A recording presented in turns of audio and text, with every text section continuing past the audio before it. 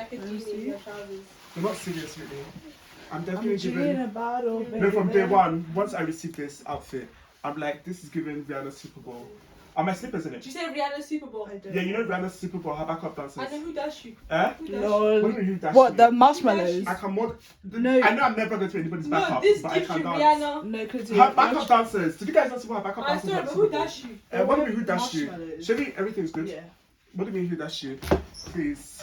Guys, are we ready? Points away, please. Wait. This gave you Rihanna's backup Backup dancer. Yeah. You're not serious. Okay, guys. Ready? Yeah. It doesn't matter whether you put on the pill. It doesn't matter whether you're wrapping it up. It doesn't even vasectomy. Miracles happen. Is that what you're telling Auntie when she was saying what's it called? May he rot in hell. So stop following people that are not in your tax bracket. Hi guys, welcome back to another episode of Puffpuffandteapodcast, the podcast. I'm your host, Clinton, the Oga of London. I'm here with The other host, Whitney. and today we have a special guest, the queen of unfiltered. Unfiltered with the face, unfiltered with the mouth, everything unfiltered. You know you're gonna get it straight from her. She is one of the stars of reality show House of the Ogas, and she is our sister. Why are you guys laughing? It's none other than Jennifer. That was pretty good, that thing. That was really good. Wait till I she know, was right? start thinking of Tammy. What? You're No, not not serious. yet. Not, but We're trying to get her. what we already have is already, exceptional. But anything will always be welcome to more opportunities. You'd be great. Let's revert. Okay. So guys, let's get into today's podcast. Honestly, I've been waiting for to edit today. this. Eh? Can't wait to You're edit. not serious. Honestly, I've been waiting for today's episode because I've been waiting to speak to Whitney from a law perspective. I wanted to ask her, before we actually get into our conversations You lined want up me for to today. come back into work mode? Well, I need your, expertise in this time. So please just try and activate that side of you. Because I wanted to know, just, for future reference, I wanted to know whether I had the grounds for a potential lawsuit. Because let me tell you the backstory. Let me tell you what happened here. So, Someone steal your idea. no. So see what happens. We were on a flight, yeah? We're coming back from our trip, okay? And it was middle of the flight. It was not we were not taking off, we weren't landed, nothing. We were literally just what's the word? Landing. No, not landing, but we're literally taking just off. No, we weren't taking off, we weren't landing, we're literally just in the flying. air. Yeah, we're Just in literally the just air. flying and everything. So now what's it called? Wanted to go to the toilet and everything. So I now stood up. When I now stood up to go to the toilet, the cabin crew fam was now I should sit back down, as if we're in school. I'm like, what do you mean I should sit back down? I want to go to toilet. Was the thing on? What? You know the thing that says put your seatbelts on? Was that on? Yeah, I think Yeah. so. I wanted to go to the toilet, So- but there wasn't turbulence, and they didn't announce there was any turbulence that we should sit But down. the Yeah, seatbelt but sign seatbelt was sign on. was on. Seatbelt I sign. can't remember, but maybe let's say it was not on. Okay, because I don't think it was on. You have to prove that it was not on. Okay, but I'm now wanting to go to, and this guy was sit back down. I'm like, what do you mean I should sit back down? I'm We're not sad. taking off. No, of course I sat back down, but let me tell you now what happened now. So I now, what's it called? Went ahead to ring the bell because I actually it wasn't a thing of okay, I'm just had a bit of energy. Let me go to the toilet. I actually needed to go to the toilet. So yeah, I now rang the bell because I was to get one of the attendants attention. So another attendant now came now. They're now I was now I need to go to the toilet. They're now oh, can you wait? I'm like, no, I need to go to the toilet. Oh, that's very rude. No, because I felt that's illegal. You guys telling me I can't go to the toilet when the plane is mixed in the air. We aren't landing, we aren't taking off. And the only reason why these people didn't want me to go to the toilet is because they wanted a seamless, moving their cart down the aisle for, any sales or purchases I want. That was it. That was the only reason why they didn't want me to stand up, so that they wouldn't have any interruption. But I'm so sorry. I am a paying customer here, okay? Paid. My sponsor is a paying customer here. Okay. And, as the sponsee, I deserve to be treated, correctly and with respect. I need to go to the toilet, respect that right of me going to the toilet. So I feel in that moment, if to say those people actually didn't allow me to go to the toilet, I feel I would have had a potential lawsuit. What do you think? No, you have no case. What do you mean? First of all, you need to prove that the seatbelt thing was not on. Yeah. I thought they told you sit down and you still went. I sat down. You sat down? Yeah. Yeah, so what case? But my point was proven. I asked the flight attendant, I need to go to the toilet. And when they were oh, please, can you? I said, no, I need to go. And I was able to go because there was nothing wrong with me going to the toilet. It was simply a thing of, it was inconvenient to them. You the have staff. to prove that. Huh? You have to prove that's the reason why. They allowed me to go to the toilet. That's evidence. That's not evidence. I'm not even saying I have a lawsuit now, but I'm saying if they say they didn't allow me go, I feel like I would have had a lawsuit, Oh, a potential wow. lawsuit. You didn't allow me to go to the toilet. That should be illegal. But it's not the It's same not as like when prison. you're in primary school and then you go to the toilet. It's not the same thing. Is that illegal? When did that used to happen? Like, you know, in primary school, you have to put your hand up to Yeah. the toilet, and they're like, no, you can't. But just based on everything you told me, you don't even seem to have a case. Like if I felt like my rights were being trampled on. What do you mean What I can't rights? go to the toilet? To go to the toilet. But if they did for your own safety, you took the risk of going to the toilet and you got injured, then. But no, it wasn't my safety. It was their But you have to convenience. prove that. Well, Sham, I If think you bring a claim against her, the burden of proof is the person who brought the claim. So you have to prove that the reason why. First of all, first you have to prove the seatbelt sign was off. Then you have to prove that the reason why they did that is for their own convenience. Mhm. And you didn't even suffer any damages, so I don't know what compensation you're even going to receive. Really. Yeah. Oh, stop. So can I say my year 1 teacher?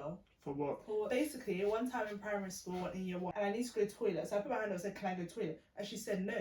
And I was like, I really need to go to the toilet. She said no, so I wet myself. Yeah, probably could.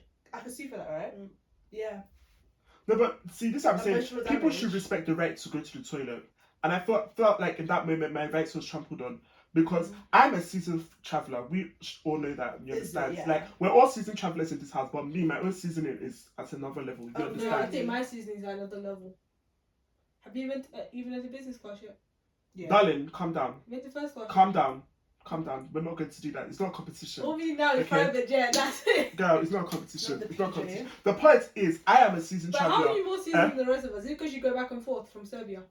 Yeah, like I literally had to fly to go to school for the past how many years? Yeah, but you went to the same place. Exactly. So you don't But really like season. my air miles should Not be more yours, than. because you didn't pay, babe. Point is, my experience in the air is You go to one plenty. place. My together. experience in the air is plenty. You go to the same I know when we're taking off. I know when we're landing. I know when You what's have it to called. announce There is it. turbulence. I know when what's it called. I know when my seatbelt should be on. When it should be. Like I know these things. I can probably say verbatim You are the whole. you I can probably that say you have a case. no. Let's move No, on. but when you're Do you know my what, point is that. Clinton, if I'm being so honest, you very much probably don't have a case, but your feelings are completely valid in the situation. Exactly. Now can we move on? This is how you guys dismiss me. But No, we're I'm just going to saying your leave it at feelings are that. completely We're valid. not gonna in leave the it at that. We've This is how you guys like, just is it for dismiss the me. next 15 to 30 minutes? Okay, whatever. Okay, guys, let's Your get feelings into are something. completely valid. Yeah. Okay, Thanks. let's get into something You should else. write a letter Oh my to gosh, the, this therapist, you know what? right? You should write a letter to the airport and tell them how you feel. Or get ask for conversation, emotional damage.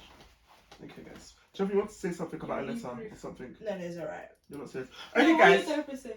She's not my therapist, but I saw the therapist. She was like, "Oh, like your pain is not unique." And I was like, "Oof."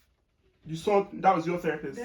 I was about to say, or you watched like a therapist. Yeah. She was picture like, "Oh, like your interaction. pain is not unique. Like what you're going through, like other people have probably gone through." She was like, "Not to say that your feelings aren't valid, but your pain isn't unique." And she was like, "That's why like you shouldn't like allow your like pain and everything you've been through to like basically take over because like what you're going through, you're not the only person who's ever gone through that." I know, but So it's for easy you- to say. It's easy to say, Easy but it's to like say. Yeah. You don't know, like, the emotion that person is going through, that they can't even, like, even interpret that correctly. Like, they no, don't she know. was saying that your feelings are valid. That how you're feeling is valid. No one can take away from the fact that you're feeling how you're feeling. But at the end of the day, like your pain isn't unique. That's what she was Oh, saying. yeah. And I was Pain like, for fair pain enough. is pain. And I feel like people can go through like, as far as like everybody is, you know, created as an individual. Like everybody is an individual at the end of the day. So regardless of people going through the same situation, they could even be in the same place, experience the same moments. Everybody's experience is going to be unique to their individuality. So such a statements, yeah, I can see the, you know, maybe the encouraging point of view the therapist had, but in reality, when we really get down to the nitty-gritty of it, like but like people are saying, nobody's pain is the same, or nobody's experience generally is the same as another person's own. And speaking of that, I even want to get into like a deeper conversation, or something you guys may find as a deeper conversation. So, disclaimer, guys, like a lot of our episodes have been recorded like weeks ahead before release. So we're speaking about things that are happening in the moment, but by the time it's released, it may have gone on a bit. But with a lot of the things we're speaking about, I feel, or maybe one of us feel, there's a larger conversation that comes from that trending topic. So yeah, I just wanted to give you guys that disclaimer before we go ahead. So guys, I wanted to talk about this recent how do I put it, social media frenzy about Whitney and Clinton. No, but let's go back to how this like kind of all started, because it started all from my best recollection from the Love Island USA situation. What was that? I don't know the girl's name. Kemi and Janae. Is it them? Yeah. Yeah. But Lachlan and Whitney happened before them. No, that came before that. No, look, this is from Inside. Like, Whitney and Lachlan, this thing's been happening since Inside came out. But the one I know was the USA one. That's one that blew up. Because the What are girls you were talking coming about? to her. You know, Kenny apparently was like, oh, he basically just used Janae for clout and stuff. And, like, he never even liked black girls. He was just with her for... He said this with his mouth. Yeah, apparently, like, she went through his phone and she's found, like, in one of his GCs, he was like, oh, he doesn't know how much longer he can do this for. Like, he doesn't even like black girls. He doesn't even know how he ended up with one. Like, just even saying the N-word and stuff. And then you saw, like, the girls from Love Island, like, people who participated, saying, yeah, this is true. This is the character that he just shown. And then, like, everyone, like, from their season, like, unfollowed him and stuff. Yeah. Wow, that US, the controversy doesn't seem to stop over But there. he's like Dominican. I was like, okay, very interesting. It doesn't matter. Look at how, what's it called? The Latinos were trying to act as if their struggles is different from the black people, saying that, oh, you know, Trump is only going to deport the criminals, he's not going to deport us and all that stuff. Then all of a sudden, it's like the point of it, Latinos are like, well, the blacks support us. But wait. So what were you saying? So I'm not surprised if you're saying, oh, he's what's it called, Dominican? As if No, I mean like. Yeah, you said let's take it back. Let's take it back. What? No, but I think that's yeah, because I think that's what like started the whole thing, and then all of a sudden now it's here Whitney telling her story. Okay. That's how I saw it from like the shade room. Honestly, I'm not lying to people. I've not been online to know the whole timeline as to how things have gone down. All I know is that I was seeing headlines, and I think I was getting gist from you guys as to what is going on. And just before we started this podcast, I'm not going to lie, I watched a few TikToks as to what is going on. Yeah, because and I probably still do not know exactly what has gone on. So you guys may be correcting me in this conversation. But like what I have seen has gone on is that one, this whole stemmed from Whitney posting a picture and putting a caption on it, insinuating something happening. And she basically said in her caption, what did she say? She was like, basically feeling comfortable with the skin that he once called dirty. No, that's what she said. Oh yeah. That's what she said. That's what she said. And no, but I swear it started because someone commented, and then she said that. No, it was the caption. Okay, yeah, but yeah, that's what I saw. Then, but I think someone commented something else like, "Oh, please say it's not locking," and then she was like, basically said, "Yeah, it was." Yeah, and there was even a comparison between how the UK and the American fans were like treating these two similar situations. Point exactly. That's even. I didn't even think of it that like to that extent. But like I feel like there's this been. I feel like people have been struggling to get to grips with this conversation because like I think people find it hard to believe that a black person can date a non-black person and that non-black person is racist. Do you understand? Like, do you guys think that is a possibility?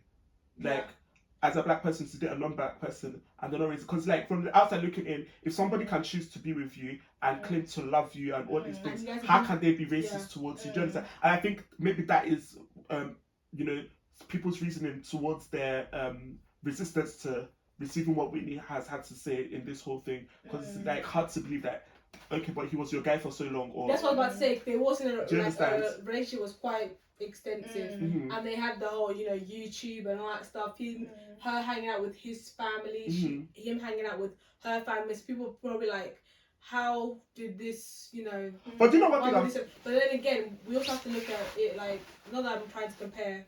But it's also like, abuse victims. They can present all this, we're fine, we're happy, and all that stuff. And you don't know what's like actually happened, but behind closed door, like, the guy could be hanging out with your family, but you don't know, like, once they go home, what's happening. So, again, I don't think we should be using that to be able to say, oh, that can't happen because you was hanging out with he was hanging out with your family and he was doing YouTube with you. No. But I also feel like I think the reason it's a bit different is because what people are insinuating is that Whitney's only saying this because Lockin released a video with this dark-skinned girl who is basically like apparently they're now sort of a thing now. Mm-hmm. Do you get what I mean? And so people are thinking that she's like only said that in like retaliation to the fact that he's moved on. Mm-hmm. Do you get what I mean? And then also the other girl, she's from Too Hot to Handle, and she's obviously like a dark-skinned female, and she also released a statement basically saying that like guys, like just leave the whole situation alone. Like she kind of also bashed Whitney in it, but she was also just saying like it's not my fault that like I felt like me and this guy like developed feelings for each other. Like when the whole because I think they just did a collab, obviously like feelings developed and stuff, and she was just like she shouldn't even be talking. Honestly, your relationship is fresh and you don't even know this guy. No, but like she's involved. Like people are coming to her page to now start dragging her. So yeah, she could literally say that what's called like, you know, to be honest, she didn't even need to like bring Whitney and bash her and all this stuff. Like, I don't think she needs to bash her, but like she obviously felt like if people are all coming to her page like spreading negatives, that she's well entitled to speak her truth and be like, guys. Yeah, she can speak her truth without having to include Whitney. Yeah, also said she didn't need to include that, but yeah. like she's more than like allowed to be like, oh guys, like really should like you got like leave that negativity. Like it's not my fault that like obviously I've like fallen for this guy who's still controversial with his ex, but like I'm like not in, that's a separate situation to the situation that I've now entered. Yeah, because by her doing that, you kind of like undermine it, like your what's it called, not belittling, but you're just like minimizing the experience that what you went through. Yeah, because that's what I was about to say. Like, because I feel like that's even another thing when there's something, maybe a negative story that comes out about people. It's like somebody would be quick to say, oh yeah, this person was so good to me, this person, but like that doesn't change the fact that for this other person, that person could have had a different experience. So like Whitney's point of view in this situation is that, okay, whatever you guys have going on right now may be positive, but it does not change the fact that Whitney has had that experience. But I understand you people's point of view by saying that, oh, like, this is what has provoked it. But still, if that is her experience and she feels now is the time she's ready to and she wants to speak up about it, who are we to, argue that? I don't think like you people are resisting saying, oh yeah, that's only because she said he has this thing going on with this other girl that you're speaking on. But it doesn't change the fact that this could have happened. Do you understand? And even with everything we're saying here, I don't think any of us are able to confidently say that Locking is racist. And even her, I believe she has said it, that he's not racist. Because I do feel like one thing with, this racial oppression is, one thing I've come to grow and understand, in my opinion, is that I don't think everybody is racist. Do you understand? There's some people that are ignorant, and I think there's a difference. Some people are not, they're not in the know when it comes to the culture. They're not in the know when it comes to, words and things that could come off as oppressive when it comes to us as a black community, and because of that they don't think when they're doing certain things. Because like you people know, I've been going to school in an environment where they're not exposed. It's just as simple as that, and it would have been very easy for me to say these guys are racist, but like because I can see that this thing is not stemmed from a hateful place, there may be some of them that are like that, but there are some that they simply have never seen my kind before. So all they know is what they see on television, and they're referring to me as one word, on television. When they see me in person, is that word they're going to use and refer back to me, that kind of thing. So I do feel like there's a difference between being ignorant and being racist. And I don't feel, with all of this being said, it's very quick for people to say, oh yeah, he's a racist. Whitney has said herself that she does not, think she's racist. Yeah. It's just that he has used these racial slurs, you understand? And, it has caused friction in their relationship. And I think coming back to the conversation of like, so like, do you think it's possible for, a black person to get with a non-black person, and that person be racist? I don't know. So what do you think? Yeah. No. Like, yeah, it's actually possible. It's very possible. Like, I feel like, also I feel like for me, sometimes when I'm very like not hypercritical, but I'm a bit aware of like interracial relationship, it's just because I feel like a lot of people have like black people fetish. Yeah. And so like sometimes, like I don't just feel like sometimes it's not a case of like they even like the person, it's just the fact that like they kind of like see the black person like as a museum, like, oh my gosh, like you're something different. Yeah. Like, it's not a case of like I'm actually want anything from you. It's just a case of like they're just like almost like mesmerized by the fact that like they look at you as like a different species. And I feel like, especially like when you're not surrounded by black people, it's very easy to kind of like not understand them. Yes. And it's very easy to almost kind of like not understand the issues that they have.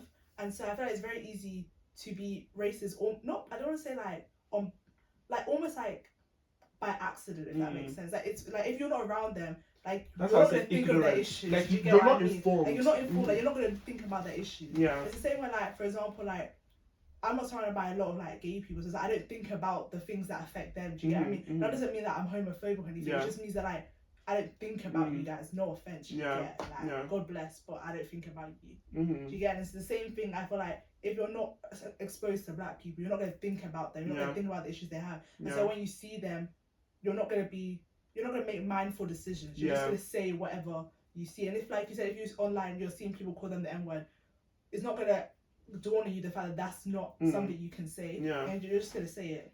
Yeah. Whitney, you seem to be deep in thought. What are you thinking? I'm just thinking about what Jennifer just said. About what? Ignorance versus racism. Yeah. I have difficulties with that whole. I don't know. Sometimes I feel like we use that ignorance as an excuse to what's it called? To be able to give them a pass for their racist behavior. But I don't think ignorance is an excuse. It's kind of like, you know, like when someone hurts you, right? And then people are like, oh, but like it's because of their upbringing. Their upbringing can help you understand why they've done it. That doesn't excuse what they've done to you. Do you get what I mean? Even with like for example, let's say that white people. Yes, you can be like, oh, but they've never been around people. That can help you understand why they've said what they've said. But that doesn't change the fact that what they said isn't correct. Do you get what I mean? Yeah. So like, I don't think, for me personally, I don't use ignorance as like an excuse. Yeah. But it's more like, they're unexposed. Do you get what I mean? Yeah. So and at the back of what Jennifer said, when I say ignorance is not an okay thing. It's just like you're uninformed. You're definitely unexposed. I can see, and I'm just seeing understanding as to why you're probably doing the things you're doing. But it's not to say what you're doing is correct. And I'm going to, if to say I care enough. Do you understand that I will not correct you? There are people that I don't know you. Like, we have no reason to distract. So whatever ignorance you have going on, I probably will not have the moment to correct you because we just are not running in the same circles, that kind of thing. But I can understand from afar off why you're probably moving the way you're moving, that kind of thing. But it doesn't change the fact that ignorance is wrong. Like, your ignorant behavior is wrong. I'm not arguing that. So yeah, but yeah, what do you want to say, Whitney? No, it just brings me back to when you were talking about how Sharon Osbourne was ignorant during the whole Shelley Underwood. And I was just saying, it wasn't like, and I was just saying, it's not just the ignorance, it's the fact that she didn't even give her a chance to inform her on why what Pierce said was wrong. She just said, Pierce is my friend, did A, B, and C, and she was trying to say, she didn't even give Sherry the opportunity to be able to say, this is why it's wrong, this is why the words that he said could, insinuate that it's racist. She would just focus on, he's my friend, and then she then plays the victim card saying that, that was blindsided and all that stuff. Nobody told you to go say, Pierce is my friend. No one told you not to listen to what Sherry was saying. And you even just having to see how Sherry had to hold herself and compose herself just so she doesn't come off as being the angry black woman. And so that thing just makes me think of stuff like that. And how, like the fact that Sherry even had an opportunity to be able to do an interview and express what went on. I'm just like, if that was Sherry, what's the likelihood that she'd be able to have an interview, have a sit down and express what went on? Okay. Yeah. So you're saying Clinton's hypocritical? I think when it's his faves, who tries to find a. I do think you do have the blinders on sometimes. Yeah. Like you excuse certain people's behaviours. Yeah. Yeah. Like Nini cannot do wrong to you. Guys, okay. That is very, very informative what you have just said. Informative. No, and one thing I would say when it comes to that situation that you just mentioned, I actually didn't. Quite a lot of situations that go on in this world, I'm not very invested. I do not get down to the details of things. So a lot of the time I be, taking the larger conversation from the topic and just concentrating on that. So, but based on what you're saying, I understand your point of view on that, and I hear you. So, are we ready to move on from this topic? So moving on to that, do you think it's like black people's responsibility to educate other races about like our things? But like for example, obviously I went to a private school, cut that, and a lot of them like are white, and a lot of them like they don't run in like really true. Like, I'm so sure that I'm one of the first black people that they've ever encountered. So it's like, I really went to rap concerts. Not even. Like, they were very interesting human beings. But like, I'm probably like one of the first like black, or even if they do, but like, I'm the first person I've like spoken personal level. Do you get what I mean? So it's like, for them, who would educate them? Because they don't interact with black people. That's their job. Do you get what I mean? No, but that's the thing. But that's what I said earlier on. Like, if I care enough, I would correct you. Do you understand? But say, for example, now a stranger is calling me names. You know, I have the thick skin, and it's not to excuse their behavior, but I have the thick skin to just keep pushing. Like, I'm probably doing something with my life, I'm going somewhere. That's how you have seen me on the road to be talking whatever rubbish you're talking, that kind of thing. So, like, in the position that you're in, where you're probably friends with these people, yes, it would be understandable for you to take your time and explain to your friend why, you know, you acting that way is going to come off hurtful to me. Because if not, you're going to, you know, keep that window open for that hurt to continue coming in. So yeah, it makes sense for that. But I don't think, like, you know, I don't think we can all take on the responsibility to sit down and call white people and say, or sorry, not even just say white people, to call non-black people and say, come out here, these are the ways you have to treat black people, these are not the things to do to black people. But I think everything starts from, you know, home, basically. Not to say the literal home, but everything starts from home. You start with your own friends. Before you know it, that conversation is spreading to their friends, that kind of thing. People start with the people they're able to reach. Before you know it, it spreads among those people. So I think those are ways in which the word can get out there as to how to uplift what is oppressed communities and stuff like that. But to say that it is our responsibility as far as if, you know, it is a teaching job, I wouldn't say yes. I wouldn't agree to that. Do you understand? But yeah, Winnie, what do you think? This conversation seems to really have you deep in thoughts. What are you thinking? Yeah. Sorry guys, this came out. My trousers, they make a lot of noise in case you're catching it. I'm so sorry.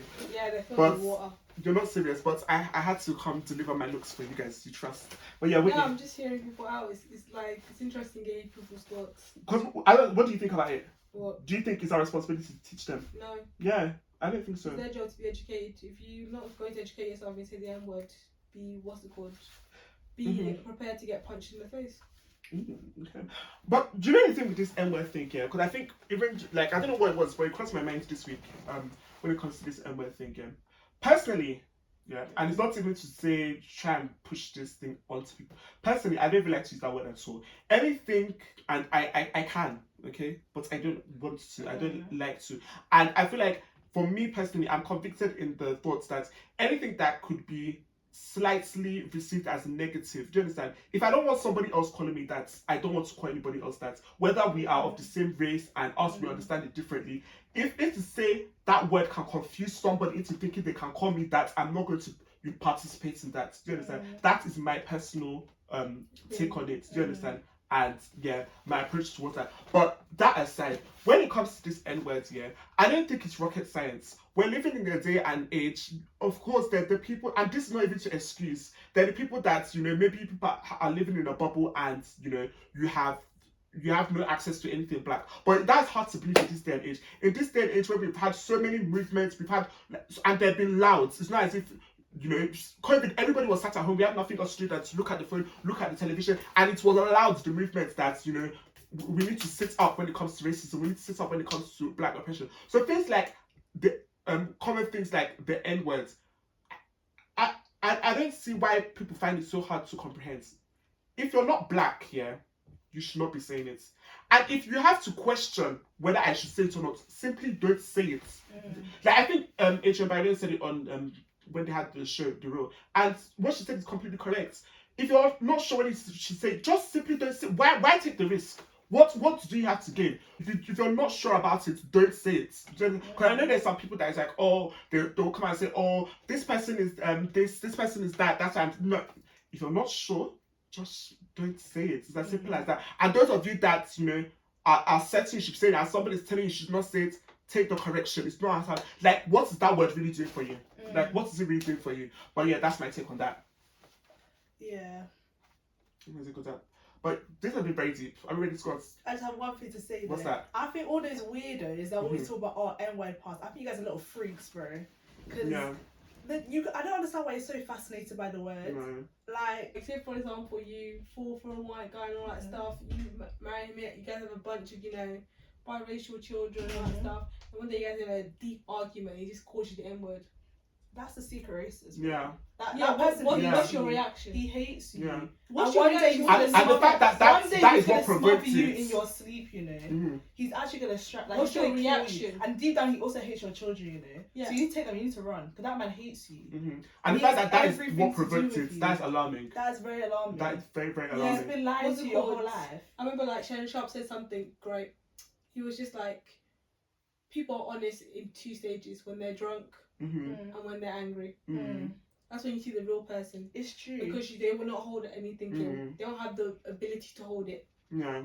That person hates you and they hate everything about you. Yeah. And I think that's another thing that, quickly. Whitney and Lachlan were experiencing in their relationship. She's insinuated that that his friends used to play around with that word and he still remains friends with them.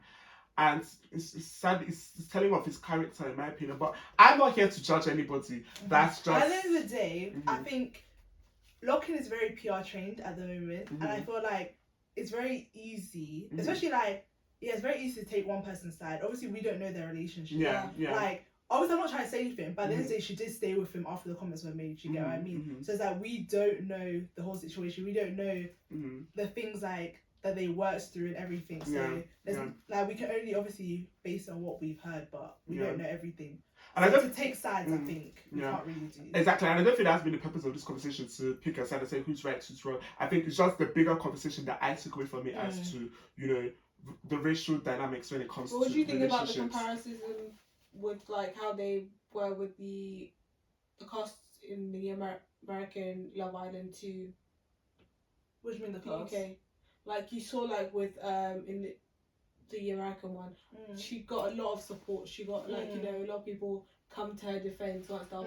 And here with Whitney's one, it's just like more like people are piling up on her. Do you know what it is? This is gonna sound. I think. Kemi. Do you think people just don't like Whitney? They don't. They just don't. I feel like Janae in the villa, like she's the nice girl. Do you get what I mean? And I feel like Whitney is not portrayed as the nice girl. And when you're not the nice girl, it's very easy for everyone to attack you, and it's so easy for everyone to like. It's very hard for people to identify with you as a victim. Do you get what I mean? So it's very easy for people to say no, it's not possible. Lock-in is the victim. It's not possible, even when they're hearing all these things. To be honest, like from what I've seen, like I feel like I don't know. I can't like I don't have evidence over this or anything like, but I really feel like Whitney's just like from what I saw on Love Island, she was just herself. She was like what's it called? She had like a no fuck attitude. No, don't give a fuck attitude. She will say what's on her mind. And when people have that type of character, a lot of people don't like them. It's either you like or you don't. I think they want the sweet, the sweet girl, the one that the guy did wrong on her, let's all come and comfort her and all that stuff. Especially with that love, from what I see from I think it depends though. But Whitney, it depends on your audience though. Yes. Because Serena from Love Island USA, she was very much like herself. That's what I'm saying. We're hardcore. That's what I'm saying. And everyone loved her. You so kind of like depends on your audience. Making my point with the American versus the UK. Yeah. I'm starting to see this pattern. Like if you're loud and just yourself, it's problematic. Even with Nella Rose, yes, she's had some situation. She's had some problematic situations, but even before the whole situation that happened on I'm a celebrity, get me out of here. People were like just piling on her saying, why is she here, all that stuff. And I'm just like, and it just gives me a thing like you want people to stay in their place. You want them to follow a certain standard, but if they don't follow that certain standard, then let's all hate on her. And I'm just like, bruh.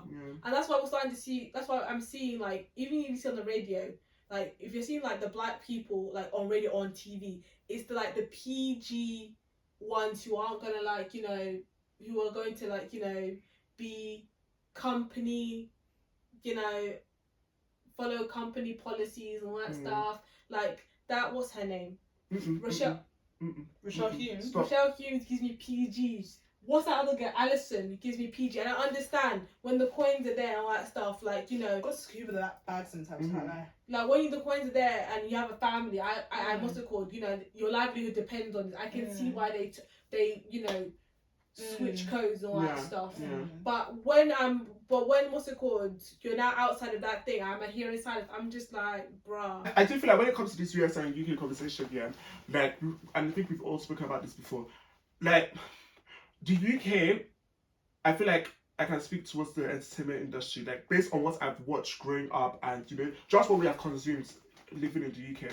Like, we're conditioned to see certain things, we're conditioned to hear certain things, and it's almost a thing of, like, they don't want to give room for any other kind of thing. Do you understand? Like, I feel like it's only now that social media is forcing them to, what's it called, hear other voices and to, you know, take on, because, like, it's evident that people are gravitating towards those voices, those personalities that are probably coming from our communities, coming from minority communities. Like, why does Zizi Mills not have a show on BBC?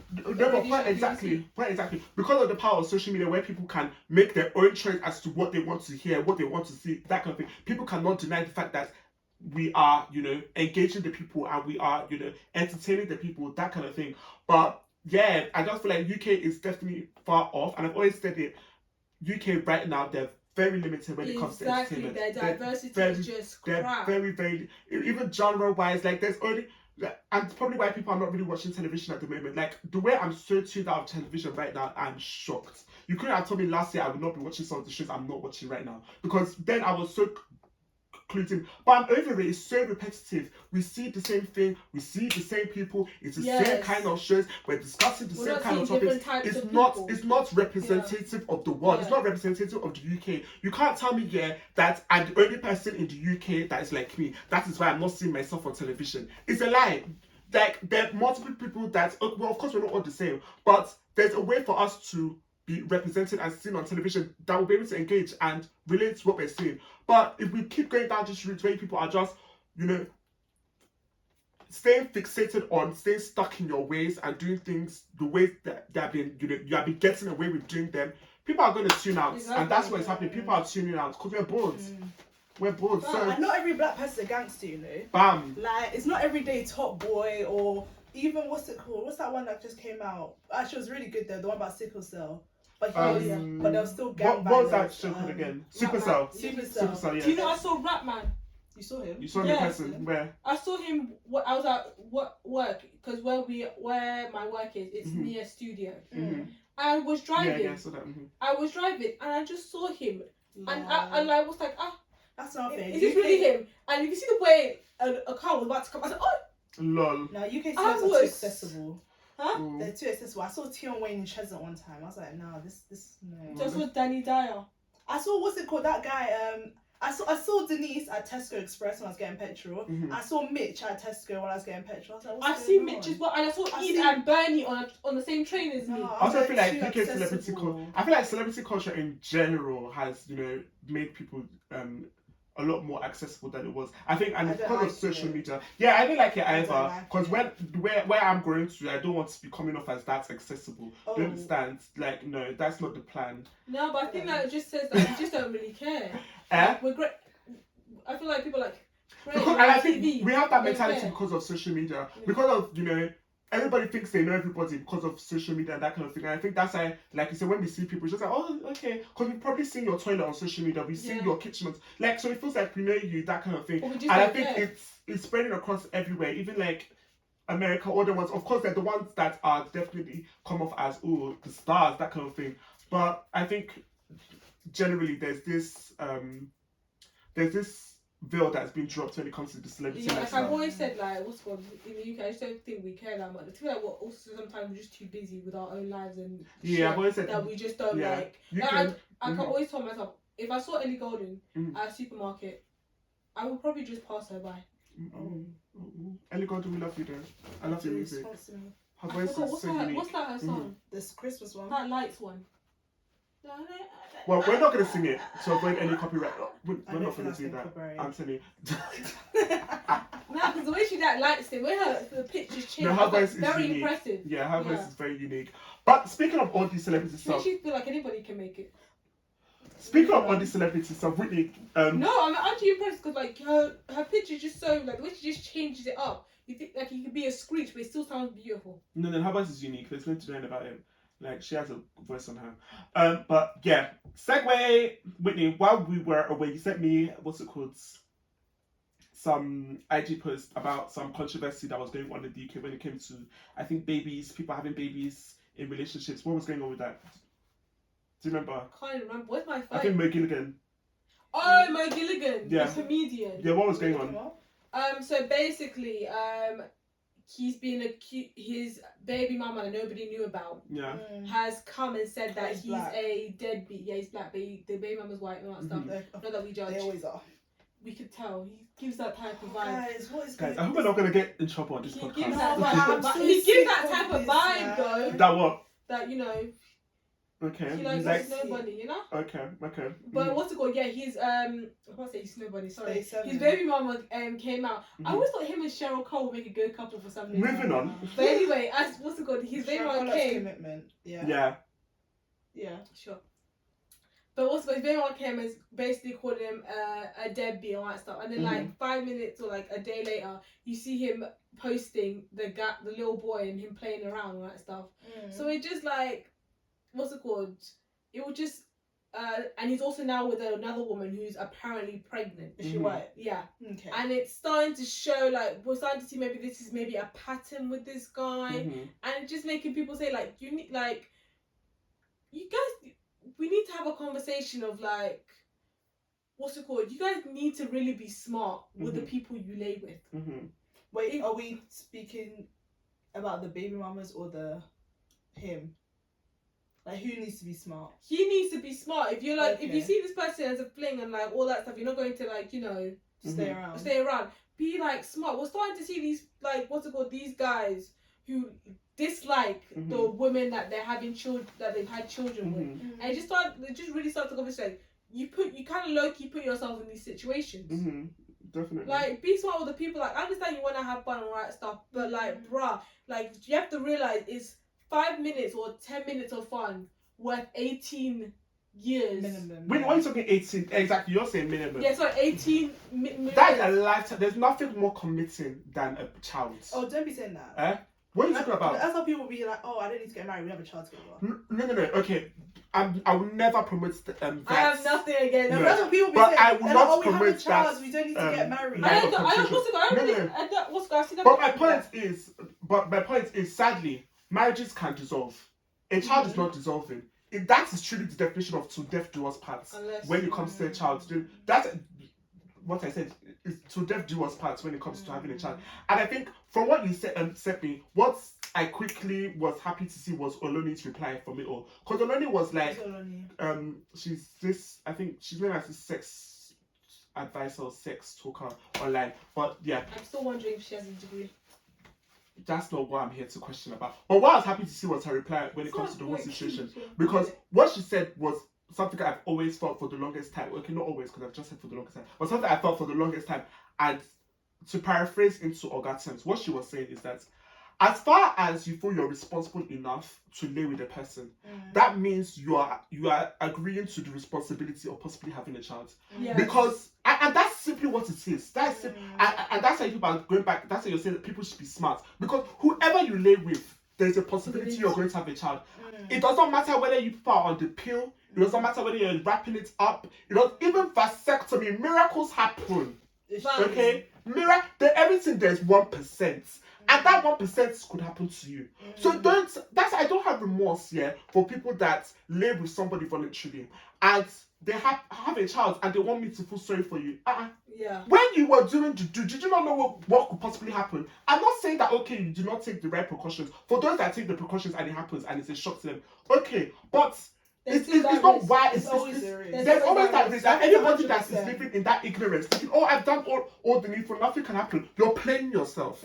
That's what you're doing. You're actually playing yourself. So that's why all these people that they're. I'm not even to say that this guy is dead because all these people we see online, we actually do not know them. So it's just to take away a conversation and to have it amongst ourselves and get our opinion on it. So that's when it comes to all these deadbeat people when it's like, oh, I didn't want the child, I didn't like they shouldn't have opened your leg, man or woman. You people should not have opened your leg because as far as you're doing that, close your legs. And that's what I'll give to that, my friend. She does not lie. She don't know you, bro. Okay, one thing I'll give to that, my friend. A lot of the words she says, a lot of the phrases she has come out with, they stand strong. And yes, close your legs. Married men. That's one definitely. But close your legs if you're not ready for a child. It's as simple as that. Facts. As if you feel you're ready, as far as you're opening these legs, man or woman, it means you are saying I am capable, I am ready. Don't be acting like, oh my gosh, how did that happen? When you did this, what did you think was going to happen? Now, what did you think could happen? Let's not be acting slow. Let's not be acting, backwards. Slow is not the right word, guys. Pardon me. I should say that. Something, but I think you're already right. Well, No, so yeah. I'd say really like a comment, but yeah, that was my whole takeaway from the whole situation. As for whatever he has going on with his, him and his children, that's really between him, his baby mamas, and his children. Just shocked that he even had a kid. That's it's really his business. But yeah, I really, what I really was happy to see in that conversation was Ololi's reply, because I truly agree with it. On that gives you that vibe. That somebody is. Yeah. That's not something. That's not something. Well, I just thought Dammy gave me that vibe. No. He gave me that vibe. Dammy, like you can just tell this guy loves black people. No, but I can see him like teaching his girl like how to make okra soup. Okay. But who else gives you that vibe? Lol. I don't think that's the kind of vibe check we want to know. Whitney. Who gives you that vibe? Whitney, no. Like that's guys. All like what's it called? All the like Marcus Rashford. Yeah, standard. Greenwood standard. Bellingham standard. No, guys, we're gonna stop this A lot conversation. A lot of the footballers, players. No, we're not gonna have. But I think that also leads to the whole thing about the trophy wife thing that people talk about. Like, when we see basketball players, football players, once they finally make it, some of them you see have ditched the woman who was with them the struggle. Yeah, who happens to be a black woman. Leaves them to the side and then finds himself a nice white woman because that's something they never thought would be accessible. And now they've had that access, and that white woman can even lead them into something even better. And it just it just leads also like the slavery mentality. Okay. Yeah. Dark. Very, very deep. Okay. Very deep. But yeah, guys, speaking of deep stuff, honestly, since our last episode that we filmed, Jennifer was not in the conversation, but to just, rep you in to the conversation, wasn't since then I've actually had an awakening. Oh, so oh dear. Gosh. You guys are not serious. My awakenings are always, what's the words? You can't even find the words. Groundbreaking. Bam! That's the word. My awakenings are always groundbreaking. And what is, like, in our last episode here, we were speaking about, like, UK politics versus Nigerian politics. And I was of the opinion that, the UK is okay. Like, so far in my life, I've not had to bother about what's going on in the UK. Like, I've been investing more of my energy as to what's going on in Nigeria. Because you don't vote either. Guys! Allow me get to my point. Okay, allow me get to my point. And yeah, Nigeria has a further way to go. So I've been investing a lot more of my energy them and other ones. And following conversations we've had, since then, and my personal awakening, I've come to understand, and I said it in that podcast that as I'm becoming more independent, I'm probably going to have a different perspective on it. But that is just honestly the way I've been thinking so far in my life. But now I'm coming to a place where I'm coming to understand that mentality is dangerous. It's very ignorant. And I think it's very dangerous, firstly, because it's like you can't live in an environment and not actively participate in bettering that environment. Because if you don't, you can't complain with whatever comes from it. Do you understand? Like, you're basically choosing to be a victim of life. Whatever life throws at you, take it, because you have not played an active role in the environment that you play that you live in. So since then I've come to the understanding that I definitely need to be more active in being in the know as to what's going on around me, what's going on in our politics and stuff like that. And just being in the know, because that's just very dangerous. We're quick to say the world is our oyster, but what are you doing to make the world your oyster? So do you vote in Nigeria? No, I've not had the opportunity to. So dedicated. So you're so dedicated in Nigeria. What have you done? That's the thing. I'm not even to. My point was that I am more in the know when it comes to Nigerian politics. You don't do anything. For either country, you don't do anything. It's not a competition. Wow. We're not here to try and beat down on No, Clinton. but- okay? No, it's not even about It's a competition. question. It's just that I'm you're more asking. aware. So do you? Yes, do I'm anything more to try and aware. better anything it? about it. Do anything to try and better it? Yeah. I don't know. I feel like I do things within my capacities. Not to say I cannot do more, and I'm not going to do more. But the fact is, for the past how many years I have been in school, that has been my main focus. It's only now when I'm able to, yes, I could have done things like, but I've never been in Nigeria during the election. Do you understand? I don't think we don't necessarily live in Nigeria. Even in We visit school? constantly. No, we've never. School always closed for election, and we used to come back. We were never in Nigeria during the election. So that when it comes to Nigeria, here I've just been very passive about it, and I need to start being more active about it. So yeah, that is just going to change. And yeah, I said it, as I'm becoming more dependent, my perspective is probably going to change, and that's what's happening. And I've come back to update you guys. So yeah, because I definitely want to see a better environment all around. There's no reason to stay comfortable at one level wherever you're at. Even if somebody is doing great, there's always more room to grow. So yeah, that's where I'm at with that. But anything about what's that? I do not say I'm all the way caught up. I'm about to say anything about Cassandra. Who's that? Kemi. Who's that? Kemi. Badenoch. Yeah, Cassandra. That's her new name. You're not serious. Oh, Kemi. Kemi Badenoch. You said Kemi. No, she's the one that said Kemi. I'm like, what's I said that? Kemi. Who's that? Oh, Kemi. It's only now you say Kemi. So that's still Cassandra. No, So you now yeah, her new name is Cassandra now. Just well done. Now, Thank you Kemi, like, Cassandra, guys, please. I She think didn't go back. She's Cassandra, not I Nigerian. think we should all go into serious prayer and fasting for her. I would not. Because obviously, I'm not even wasting my time. no, I feel like she's But you going know for an what? identity We crisis. should all be. Like, she's going for an identity crisis. No, I feel like the conservatives she- are using her. She's like she's the face of them. So anytime something bad, so when something bad happens, everybody's going to equate it to her. Mm-hmm. I think that's what they're using it. They're like, yeah, keep saying that. Go Cassandra, go Cassandra, go Cassandra. But really, they're just using her as a scapegoat. Mm-hmm. Yeah, but I feel. And, Okay, and when it's time, they will be ready to ditch her because yeah. And that's the thing. I don't know if I feel bad is the word, but it's like I really I feel bad for her family.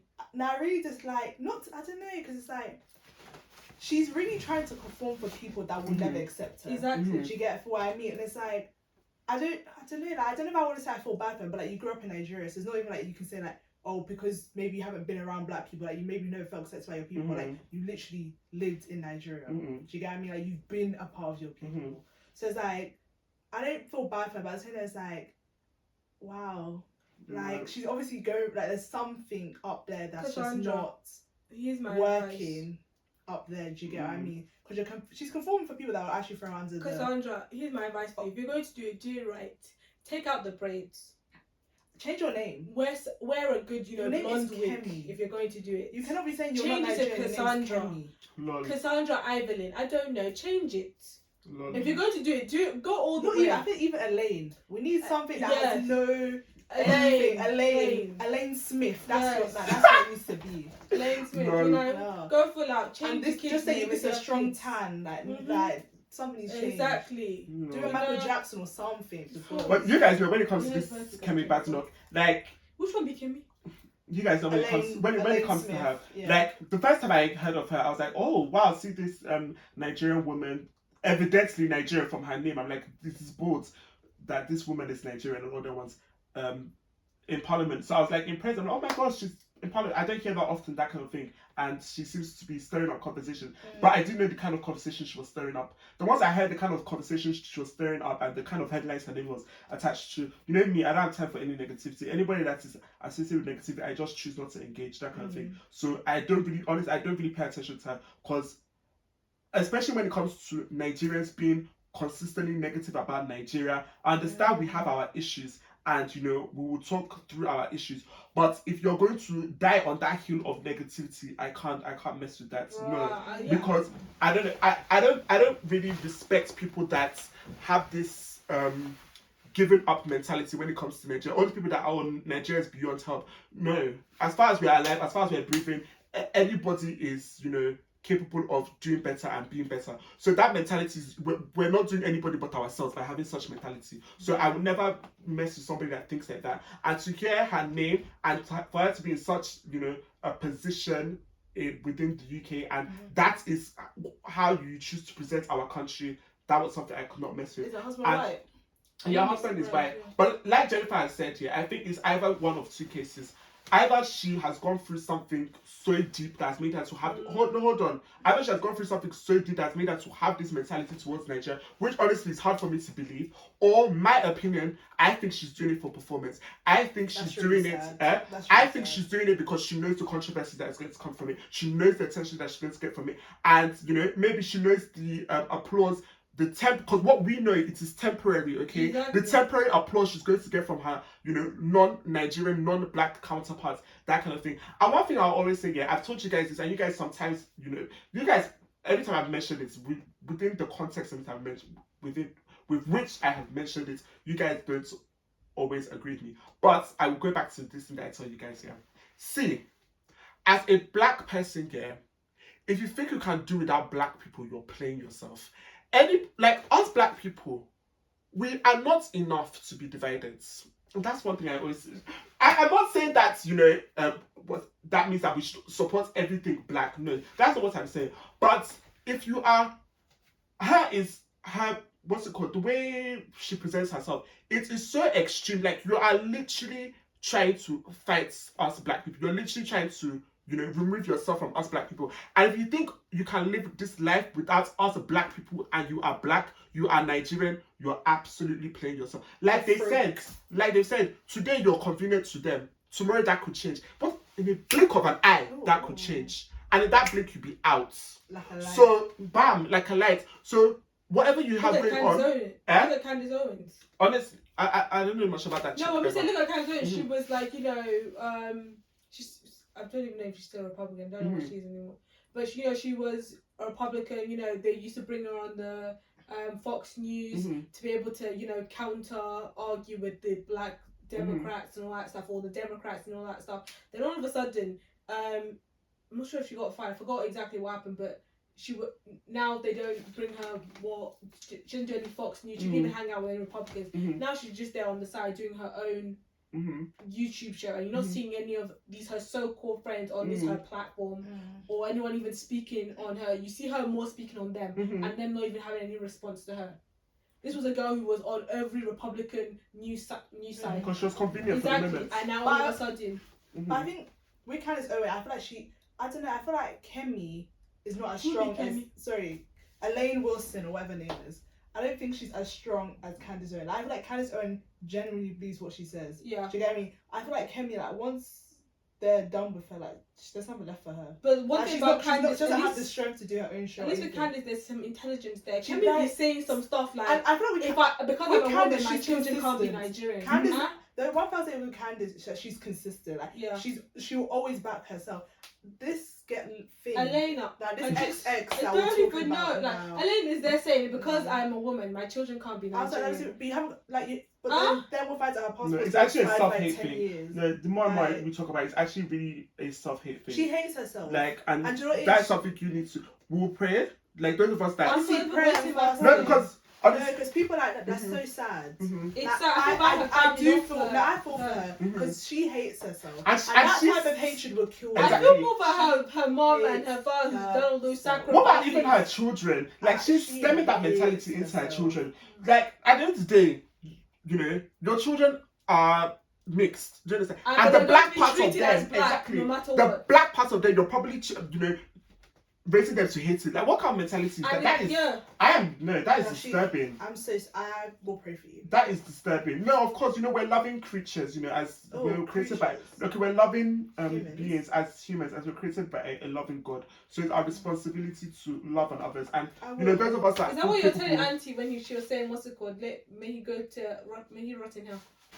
You need to stop referring to that. I'm just saying now, where was the Christianity when everyone was saying amen? No, but that's what I'm saying. Not everybody in the moment is capable of doing that. But for those that feel they're capable of doing that, prayer is probably the key for such a human being.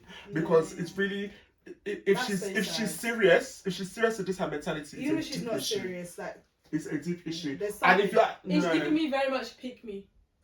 Maybe and honestly, I don't even have much of an opinion on this one because, like I said, I don't really pay too much attention to her. Big congrats to Cristiano Ronaldo and what's her name? Georgiana. What about her? They got engaged. Are you serious? After 7 / 8 years ago. Very necessary. Georgina, this one's for you. where you are now, we can all be Georgia. Being on yachts. Congratulations to my brother, my friends, okay? David Adeleke and Shoma. Girls, guys, you guys know, of course, in this house we have been celebrating alongside with them.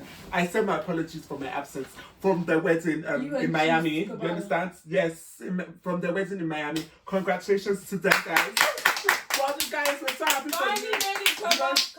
Yes, we support all things good news here. So, of course, we have to shout out our people. And shout out to Kemi and Mr. Uzi. Oh, yes, guys. Congrats. You guys keep delivering the old money vibes. Like, yeah, we were talking about it earlier that, it's great to see representation like that. And we really appreciate it because, you guys know we know this. So, you understand? Congratulations, guys. Congrats. I don't know what they know. They know now. We know each other. We know. Mm-hmm.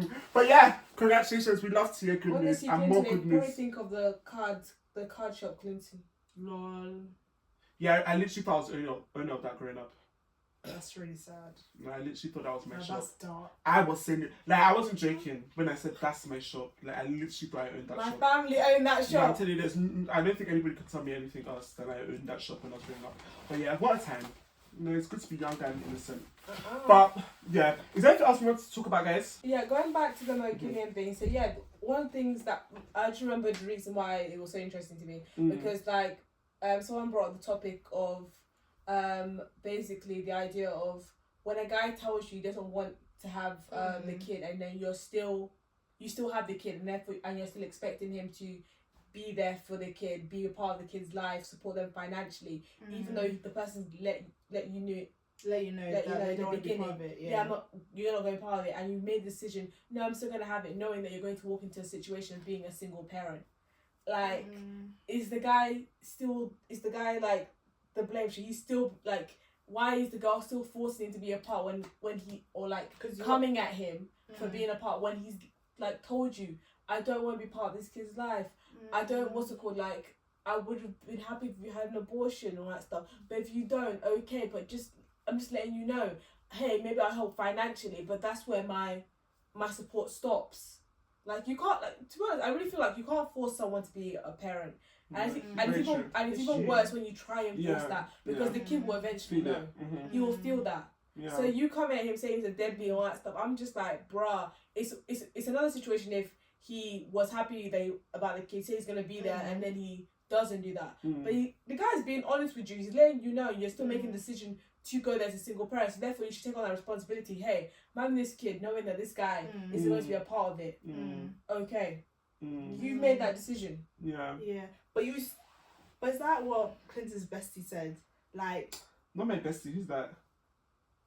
I forgot her name. Oleni, I don't know her, okay? I just, agreed with this statement that she made. Imagine Clinton friends with a sex therapist. I have nothing against sex therapists, okay? It's so interesting. We should invite a sex therapist here. Let's see where this podcast takes us. Imagine coming to the house. But it's like what you said, I hear what you're saying in case of like, if you said from the start you don't want to have a child, but then don't do the acts that causes the production of the child. I understand that. No, I feel like society has made people like feel like it's so okay to be selfish, and it's really not. It's like it's the same society that tells you that you don't owe people things. You really do. Like, just because you don't want a child, then don't do the act that causes a child. Don't, for your own 10 minutes satisfaction, like, feel like it's okay, that means I don't owe this child anything. You do, you created the child. I know, but he's not, like, this person's not slow, they're not illiterate, they're not mentally disabled, they know what they're doing when they're doing the act. So you know that it could also cause the production of a child. Just because you said from the start, I don't want any involvement, then you should have said I don't want any involvement with you either. Yeah. And I get that, but I'm just saying, when it's reached that stage, and the person's saying, no, I'm not going to be a part of this kid's life. Don't going on social media. No, but the fact is they still are a deadbeat dad. It doesn't matter. Even if they're still a deadbeat dad. But what's the girl there acting shocked and surprised and crying on social media, or even crying to the family and saying that he's not a part of that? You knew that. You know what you're entering when you decide to make the choice of, I'm keeping this baby, I'm going to raise this baby. I don't know what expectations you're now thinking that, I've now had the baby, he needs to come and be here and be a part of this. Because, like, again, as I'm saying, a kid will know if he's not wanted, if they're not wanted. So it's even you're putting the person if you really care about your kid, you want to you want that kid to be loved and all that stuff. Then don't add people that aren't going to love him, and don't try and force a love into it. And again, if the guy is helping him financially, and what's it called? Loki, he's done what he said he's gonna do. I don't know why you're now upset and crying about it. No, but even though you can still be upset about it. You can still be upset that someone, like, for example, because obviously when people, females always say that when they give birth to a child, that's the most amount of love they've ever felt. That's for a person, do you get what I mean? So, I can understand from a point of view, it's they're kind of thinking, how can you not want to know your child? How can you not want to be involved? There's some people that are like that. There are some people mothers. There are some mothers like that. But at the same time, I can understand it's and also raising a child is not easy. I know they just because you think, you give financial, that doesn't mean you're doing anything. Do you get what I mean? You can get financial from even the government. You can get financial that doesn't mean anything. Dive deeper into that. Because do you guys feel like, it's okay for somebody to just parent through financially? No. Do you think that is parenting? Just to parent financially? If that children person deserve said more in the beginning. No, but children deserve more than just financial. Of course they aid. deserve more, but that money's not person, enough. I understand what you're saying. But if that person has said in the beginning, I'm not going to be a part of this kid's life, I will help financially and all that stuff, but that's where my support stops. I'm not saying that that's enough, but again, what other option does the person have? Are you going to tell a court, I want him to be a part, I want him to pick him up from school, all that stuff? The most the judge can actually do is child support, and the guy's already doing that. So again, what other options do you have? Wait, so Billy, what is your point with this conversation? Are you trying to say that, when you're in that situation, women just have to be okay with it? I'm not saying they have to be okay with it. What's it called? You already know you already don't have an if the person is told you that, believe them, but also not believe them. If you decide, if the person told you what part they're going to play, it is now your responsibility if you decide to have this kid on how you're going to take it future wise. Don't be expecting him to come around the corner and be picking them up for school, or I don't know, tucking them in at night and all that stuff. If you want this kid, I'm not saying that go have an abortion and stuff. I'm saying if you know if you're going to have this kid, knowing that this guy isn't going to be a part of it, or this woman isn't going to be a part of it, start manage your expectations. Start planning what's going to happen. I feel like something that I don't maybe hear enough when it comes to these kind of conversations is that naturally, when it comes to having a child, there is a lot more that a woman goes through than a guy, and I think that is really the root of a lot of these conversations. Is it? Is it? No. I feel like that is something to consider when it comes to these kind of conversations, because I feel like why what am I trying to say here? Why women may be more impassioned to encourage a guy to step up, be a dad and that kind of thing, because at the end of the day, it's well and good a guy telling you, okay, even if you had one thought process going into the acts that people were doing, that we're not gonna have a child through this, and say for example, okay, it has happened, and now that that child is within the woman's body, her mind may have changed. Do you understand? It happens that at the end of the day, whatever decision, as much as yes, it's a couple should, that's if they are even that, you understand, but whatever decision that is being made when it comes to a child, especially the child in utero, guys, I'm a medic, so I'll speak in medical terms. But when it comes to child in utero, no. But what my point is, I think it probably will have a different impact than than a guy when it comes to the decision of what to do with the child. Do you understand? So it's all well and good to be okay, we're not ready. But is that woman that is actually physically going to have to go through that process of not being ready for this child? Do you understand? As much as yes, that's his child, and he may want it. He may feel fully emotionally, that kind of thing. But I feel like the pressure of a woman carrying a child plays a role in you know, the way they approach this kind of situation. It's very easy for a guy to get away with being a deadbeat dad, but it doesn't come off as if it's as easy for women to be deadbeat mothers. There are deadbeat mothers, but like we know, I think maybe society pressure does not really cultivate that kind of culture, and you know, I don't know what it is, but like naturally it's expected for whatever. If a guy messes up, it was good to fall onto the mother, that kind of thing. And yeah, I just think that pressure maybe something that people should consider when it comes to this conversation of all this deadbeat business, and why a woman may be so persistent on trying to encourage a man to step up. Because at the end of the day, like, yeah, it's all well and good you telling me get, you know, sort it out. But she's actually the one that's going to feel it. Do you understand? So yeah, I don't know. That's something that's crossed my mind as we're having this conversation.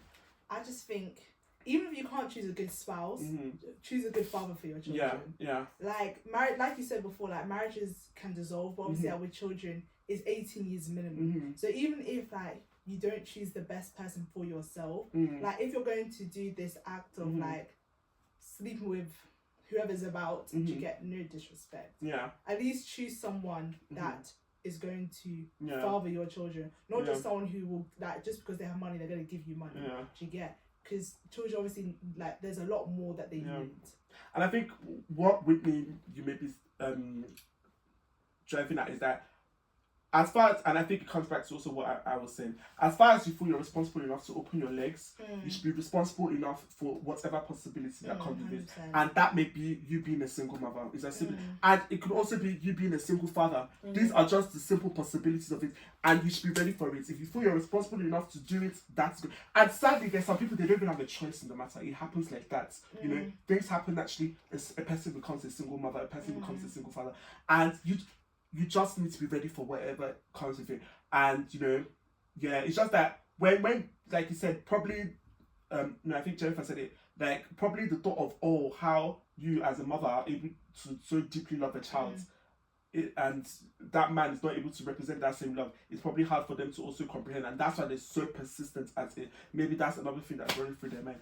But, you know, people need to be, as far as you're opening your legs, be ready for the responsibility that comes with it. This baby mama thing is epidemic, and obviously I know obviously there are baby daddies as well. Like, and that's nothing against it. No, I do. Because the thing is, no, you guys are looking at people like, what's her name, Jada Wader and Loyalty, be like, oh my god, like Jada Wader and Lil Baby, they're seeing them there. Oh my gosh, like Jada, like look at their whole like situation is cute. No, it's not, because you don't have Jada Wader money. You don't have it. And you cannot give the same life that Jada Wader gives to her son to your child. So stop following people that are not in your tax bracket. I'm not here to shame anyone, Jigga. I'm not here to be like, oh my gosh, I'm not here. But the fact of the matter is, you guys are following people that you cannot, not that you cannot be, but that you aren't. You are trying to be like people that you aren't yet. And it just doesn't make sense. Stop. And that's something, that's why I also say like, it's so selfish when like, if you're in a life of poverty, stop having children. Oh yeah, if you cannot provide for your children, that to big mama culture. If you cannot provide for your children, you don't need to be having it. You don't. Like, it's very. I think sometimes that this is what society's done. They have made things that are innately selfish seem like it's okay, and it's not. Even this baby mama drop thing is like, I understand that you want a child so badly, but I also feel like people need to realize that having two parents that are involved is also very good for a child's development. Obviously that doesn't mean that people that only have one parent, like there's something wrong with them. Do you get what I mean? Like they can't thrive. But I also do think there are a lot of benefits for having a two-parent household. And also I do also think it is easier on the other parent when there's another active parent involved in the child's life. I'm not even saying the parents have to be together, but as long as there's another active person in the child's life, it can make it easier. And I don't think like some of you need to like wisen up, not just because you want to open your legs, like you just pop out babies for everyone, like be so for real. No, but see, the reason I don't have the issue with mama culture, because I don't equate it to one thing. I don't equate it to the example that you give in Jada Wader and Aria Fletcher and all that stuff. What's it called? You could be a baby mama and still be in a two-parent household. You could be in a marriage, have a kid, get divorced, and you end up being a baby mama. So that's why I said I can't equate it to one specific. That's why I said I have nothing against it, because what's it called? When we're looking at these statistics of baby mama, how are they? What are they looking at? And if you're telling me that when they're looking at baby mama, they're only considering people who slept with a guy and they've become a baby mama. Okay, maybe then. But these statistics are very confusing because there's baby mama can equate to different scenarios. So that's why I said I can't judge it until I know fully what these stats are actually saying. This culture that we're talking about, it can equate to. You talk about the baby mama epidemic statement that she made. Is that what you're saying? Huh? Are you talking about the baby mama epidemic statement that she made? Yeah, because when I look at even these stats that people talk about, some of these things are including divorcees being part of the statistics. So again, that's why I said I can't.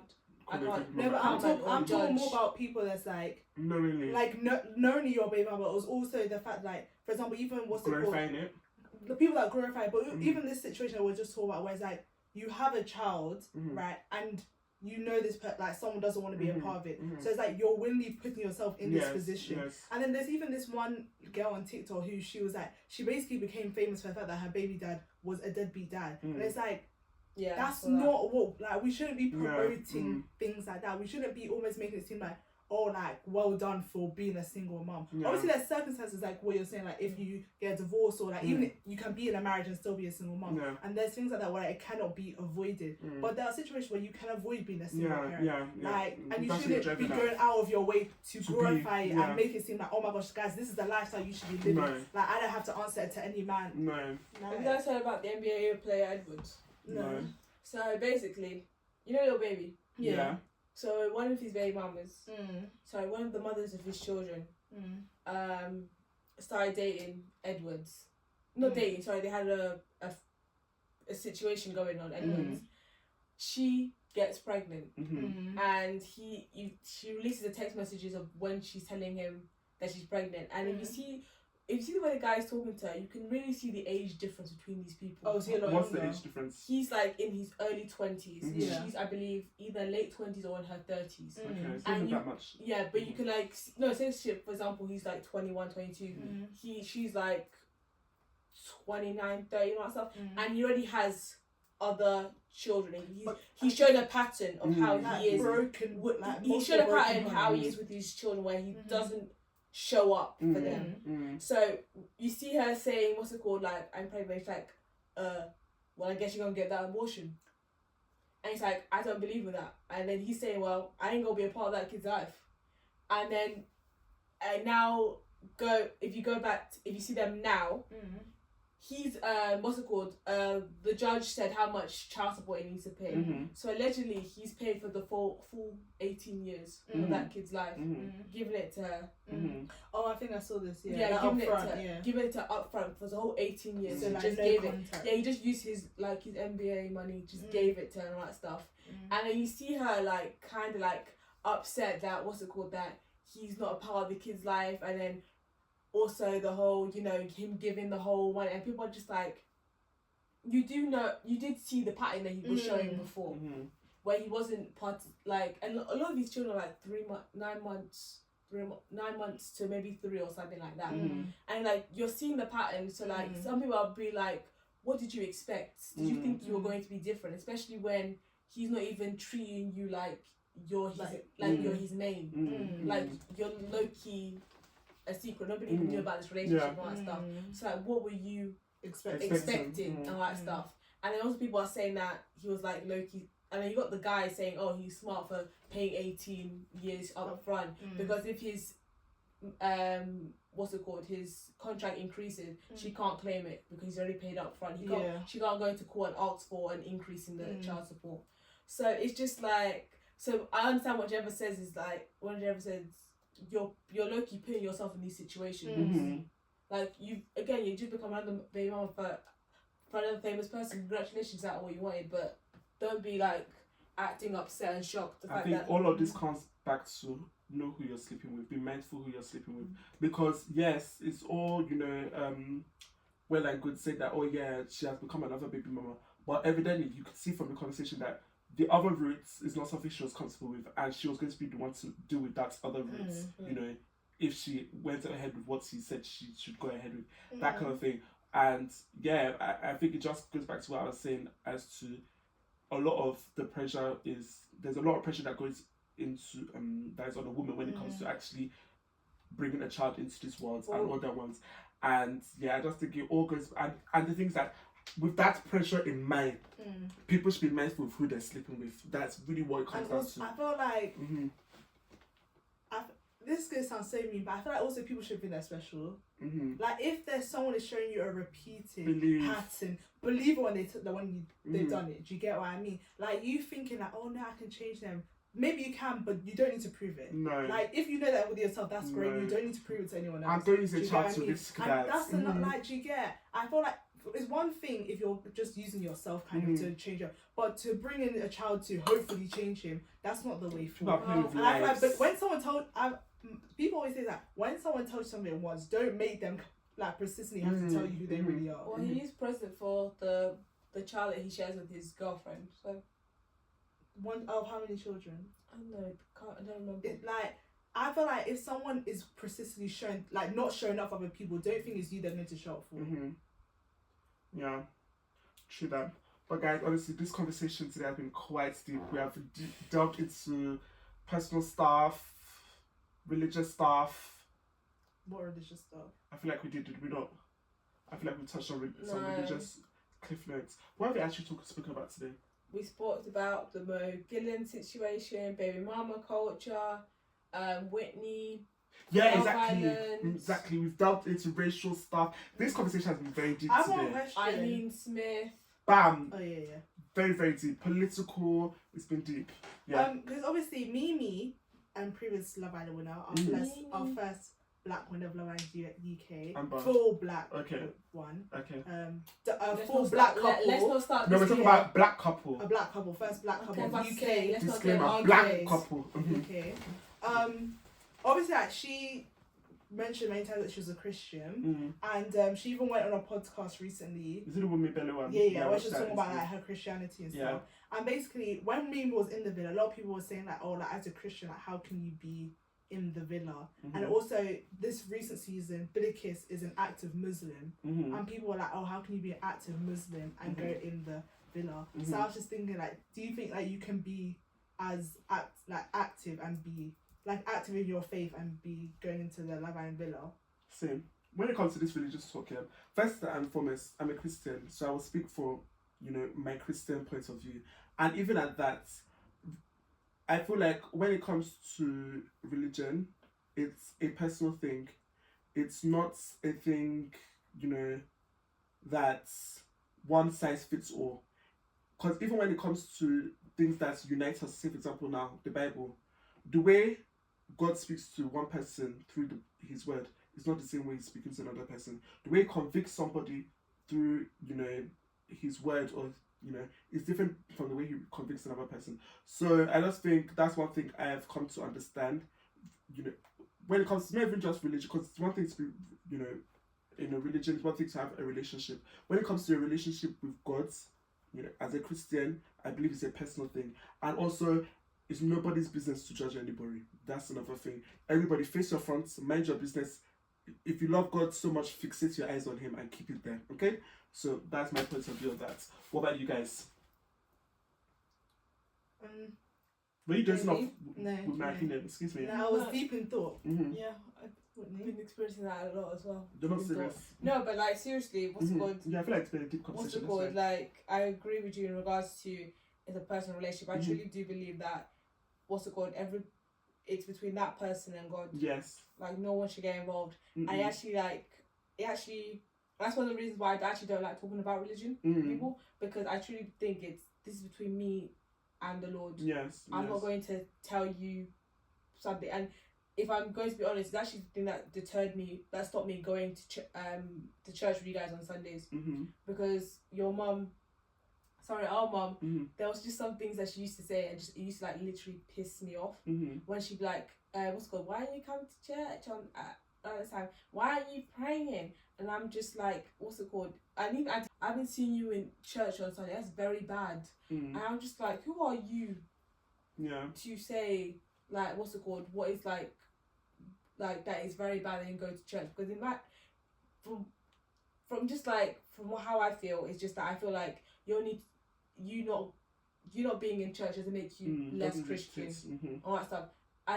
I've seen people have literally have different relationship with the Lord, like with God. Like they may not go to church every every Sunday, but that doesn't mean that their faith is less.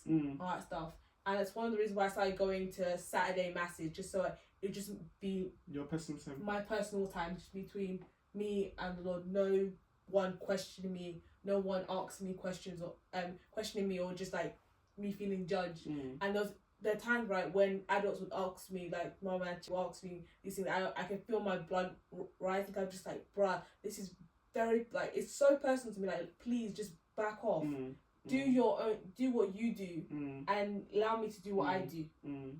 So when this whole meme thing, and people like these people saying that, oh, how as a Christian, I'm just like, bro, just because the way you see something doesn't mean it's a reflection how everybody else is meant to be. Yeah. So yeah.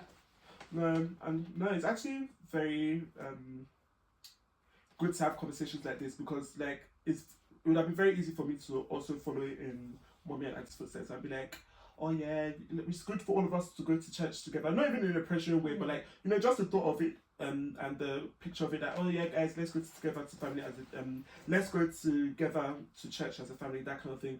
But like you said, it all, and like I said, it all comes back down to the personal thing, and that's the personal conviction that you have felt that you need to have that your personal time without any distractions or any pressure from everybody else. We have to learn to respect that. So it's good to hear, and it's probably like it's good to have conversations like this, so you hear and really receive, you know, what other people are, you know, going through, and you just have to respect it. And yeah, you know, it's good to hear that. What are your thoughts? Jenny? Interesting. You're not serious, because I think I know where you're driving at with this. What am I driving at? You're not serious. No, what am I driving at then? What's your opinion on this? No, since you think you know everything, what am I driving at? That you want to attend different churches. You want to attend different churches. You want to go to the Catholic Church. Teach them. Do you know where you want to go? Do you know where you want to go? I don't know. Because I was talking about it with my friend, because obviously at uni, neither of us go to Catholic churches. I go to Skylark, which is a non-denominational church. She goes to another one, which is non-denominational church. And we both really like our churches at uni. But obviously, Chelmsford is, like, to go there every single... Let's just consider. No, but like, obviously to go there every single week is a bit, like, when I'm not at uni is hard. And then also I just feel like I feel like lately, like, I just want more of like a youth community, and we don't have that. Do you get what I mean? Like, for example, like, all my friends, like, they're all grown in Christ, and like I really like having friends that like are like, they're sharp in my iron and stuff. But then I told, because this guy at work, he goes to First Love, and I've been to First Love, but I didn't really like that church, I can't lie. But he was saying like the importance of going to like one church and not like just jumping around to different churches. So I was like, yeah, that's true, because even the Bible says like one church. So yeah, I need to figure that out, but by the grace of God we'll figure that out. Just do prayers. But back to Mimi, I feel like your relationship with God obviously is your own unique thing, and I also feel like everyone has their own personal convictions, and it's personal. What God has put on Mimi's heart is not the same thing He's put on everyone else's heart, and you never know, like, God might have sent Mimi, but people might not believe it, but like, God will position you in places where like God positions you in places where sinners are. Do you get what I mean? Like, God, like, Jesus wasn't just going to the temple to preach. No, He was going to the places where like all the sinners were. He was going to the places where people, like, other Christians, like, not Christians, but like other people felt they were too good to go. Do you get, to reach the masses? And you never know, like, God might have positioned Mimi to go on Love Island to spread the news and to like speak about her relationship with God, to encourage more people to come to Christ. And you never know, there might be people that look at Mimi and think, do you know what, like, I'm quite similar to Mimi. If Mimi had a relationship with God, like, why can't I have a relationship with God? Or people who see themselves in Mimi, who haven't seen somebody like that on TV, and they're like, okay, like, I can also like start my own journey. So I just feel like people like Mimi, people like Billy Kids, like, God has positioned them in these places where not a lot of people have had the ability to be at for a reason, and it's not for us to judge them. At the end of the day, even if you think what they're doing is so bad, I always say, like, even if you see someone do something so bad, if you really care about them, like, pray about it. Or like, even like, I don't understand why you go under someone's comment section to be like, oh, as a Christian, how you do that? If you really care about her, private DMs are actually there. No. Do you get what I mean? Is that But why at the you end of want the to day- pray and fast fit and then? Yeah, but like, Is that why you want to pray? Yeah, and fast? because Yeah. like she's got like. Aw. Like But what else you is there never, to you do? never know what people What are else going is through. there? Like That's you so don't know sweet. why she is how she Yeah. is. So all I can do is fast and pray. It's not productive for me to go into a conversation and be like, how can you say that as a black? Like, well, she's not going to receive Oh, that. now Do you you get what I made me mean? feel like I should pray for her as well. And Yeah. then a prayer will be there for you. No. All you can. Like, I think our biggest weapon is the power of prayer. So it's like Yes. utilize it to the best that you can. And I feel like if you really care about me and you're really concerned that as a Christian, how should you do that? Private DMs are there, or prayer. Yeah. The Lord will judge her. You don't need to go and open your It's mouth nobody's and to go responsibility and to judge. judge The anything. Lord will. He can see the same thing you're seeing. He is seeing and more. Yeah. So you don't worry. And like that can be taken off your hands. You get what I mean? Like you'll be fine. Yeah, most definitely. And yeah, before we even move on from this discussion, back to what you're saying about your personal journey. At the end of the day, like jokes aside, whatever you do decide, of course, I will respect it. You understand? It is your, what's it called? And it's your relationship, and I trust, you make the right decision for yourself. So yeah, also have that in mind. So don't think that don't have me in mind when you're making your decision, basically. I do. Okay. So I just she wanted does. to confirm. Thank you just so don't much. have it. What do you guys think I was about going to say it to Christian my mouth. BBLs? We need to wrap this Guys, up. that doesn't make. We need to wrap this up. Do you know what it is? I feel like, right? This is gonna sound really, really. So much content. There's even something else I want to talk Darlings. about. There's one more thing I want to Never. talk about. Lord, Nepa has taken turn the gen on. What's it called? So you'll be back again, so you don't have to talk about everything we talk about. Oh no, this is stuff that's happening now. Okay. Yeah. Yeah. Christian BBLs, that's so stupid. And this is the thing, I feel like Don't now, judge. right now, I feel like, especially on TikTok, Christianity like is almost like a trend right now. Trend, Like, obviously, I can't judge. I Mm. can't tell. Not that I can't tell, but it's not for me to say, oh, you're a fake Christian. Like, you're just doing it That for is clout. a good But like a lot of topic. people, I Ah. feel like, are kind of like jumping on the trend. Or a lot of people are just using Christian because Alexis it's like it's Sky. gonna like what's it called like attract Whitney. views and stuff. Ah. Do you get what I mean? Mm. Like Like, I feel China, like but stuff I feel like this is more stuff like original. Christian BBL, like that doesn't even make sense. That actually doesn't make sense. When the Bible does God talk about BBL, for you to be saying Christian, that doesn't make Well, sense. during that time, I think they did like it was called Is BBL. that like but like what has how has God put that in your heart to say Christian BBL? That doesn't make sense. I don't know, maybe You- maybe that girl actually If you're like it's got okay to be a- a Christian and get BBL, like No, but, like- Christian, that doesn't make sense. What's different about it? Is it because you prayed before? Like what's different? No, No. you don't know what that girl went through to be able to do this behavior. Maybe like the Lord, like when you say that, you think that maybe you don't know if the Lord told Mimi that go to Love Island or put her in this position. Mm. You don't know if the Lord put For this her girl the in this position surgeon. to do a BBL. What? Look, the Lord works in mysterious ways. That's why I've always No, but my understood. thing is but my thing is that what do you mean? Like what has made it a Christian BBL? Is the surgeon a Christian? Like what has made it Christian? That's what I said. Maybe you don't know. Maybe like the Lord told her. That's or like the Lord Christian positioned her. liposuction. Or the Lord positioned that. You don't know. Like we don't know the girl's story to know what led her to Christian Nah, BBL. that one I'm just like So that one you're therefore, doing I it for cannot views. judge. You're actually doing that one for clicks. Because what do you mean Christian BBL? If you can be a Christian and get a BBL, that's fine. Like I'm not gonna judge. But for you to say Christian, like, I need to know what has made it Christian. Well, you can always And that's- DM her. I will. No. I'll probably get Ed, but I will DM you. Look out. I want to know your story about the Christian BBL. One more thing. This is the last thing. Right now. No, I said that's why I would DM her. I No. want to know your story about Christian BBL. Last thing. You know Steps. I don't know if you know him on TikTok. Basically, I he think used I've to. I've heard this this guy's name. Yeah, he used to do like I think like comedy and like singing before, but he gave his life to Christ, and now all his content is primarily based on about God. And basically, I don't know if you know UK Thanos, but she's this other UK creator, and basically, I think she came out or someone came out and basically said that Steps sexually assaulted them, and that Steps as Yeah, that's like what I've heard of him. great, do you get what X that? Do you get? But like great this person, and basically Steps' response was basically like, oh, anything I did before Christ is like I made a mistake. Basically, like that's not me anymore. Do you get me? Anything I did before Christ was like it was a mistake. I apologize to God about it. Like basically, like guys, let's leave it there. And he was also saying like, oh, people persecute Jesus. That's what they're trying to do to me now. Wow. My thoughts on that is like, guys, Christians are humans too, and I feel like as Christians, the Bible talks a lot about taking accountability. Yeah. Just because you're a Christian, that doesn't make you exempt from anything. Mm. If anything, because you are a Christian, your anointing is so much higher, and because you're a Christian, the Lord expects so much more of you. And so for that reason, I feel like it's even more important that you apologize and take accountability for things that you have done. Just because you did it before Christ, that doesn't mean, because you now apologize, it's like, obviously like, God forgives you for your sins, but like that doesn't mean you don't have to now go and apologize to that person. Like exactly. you need to realize the effects of your ways. And I feel like people sometimes think like, but I've apologized to God. Okay, that's great. But that girl was also very much involved in that situation, and if she feels like she needs an apology, she's very well entitled to get it. And I feel like it's very dismissive for him to be like, they're persecuting me the same way they persecuted Jesus. Babe, but like the difference is Jesus was like, he actually did nothing wrong. Babe, you essayed someone. Like, can we be mindful? Let's get. And I feel like that's why sometimes people think like, I feel like it's things like that. That's why people like to talk about like spiritual psychosis, because it's like you think because you can like you feel like you're in this bubble that like nothing can hurt me, nothing can touch me. You still need to answer for the things that you have done. Do you get what I mean? Like, take some accountability. No one's saying like no one expects you to be perfect. Like no one expects you to be perfect, but you still do need to take accountability for the things that you've done. That's what I thought about it.